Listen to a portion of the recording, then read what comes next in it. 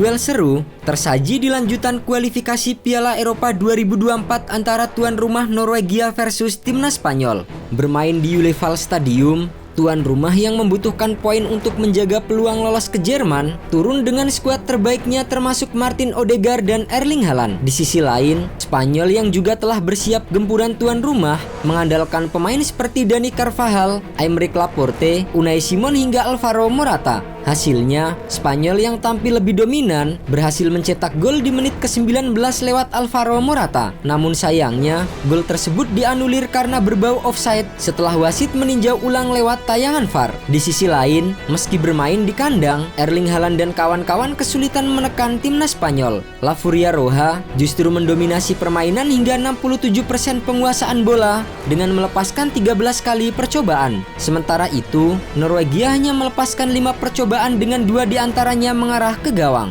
Tim besutan Luis de la Fuente sangat dominan dan agresif dalam permainan. Namun, Spanyol gagal memanfaatkan beberapa peluang sepanjang babak pertama dan skor 0-0 pun menutup jalannya babak pertama. Di babak kedua, Spanyol langsung tancap gas menggempur lini pertahanan tuan rumah. Gol yang ditunggu akhirnya tercipta di menit ke-49. Sebuah kemelut di kotak penalti Norwegia mampu dituntaskan oleh Gavi menjadi gol. Meski gol itu sempat lama ditinjau oleh VAR, namun akhirnya wasit mengesahkan gol tersebut 1-0 untuk timnas Spanyol.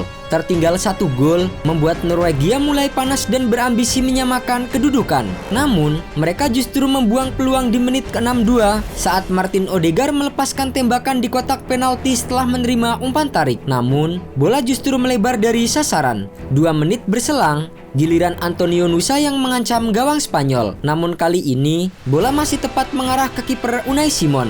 Erling Haaland terus bekerja keras mencetak gol penyama kedudukan. Namun, upaya yang dilakukan bomber Manchester City itu selalu bisa dimentahkan lini belakang timnas Spanyol. Hingga laga berakhir, skor 1-0 pun tidak berubah untuk kemenangan La Furia Roja. Dengan tambahan 3 poin, membuat Spanyol memastikan diri tampil pada Piala Eropa 2024 di Jerman setelah duduk di puncak klasmen grup A dengan 15 poin. Kemudian, disusul Skotlandia yang juga lolos sebagai runner-up dengan koleksi poin yang sama. Norwegia kini berada di posisi ketiga dengan 10 poin.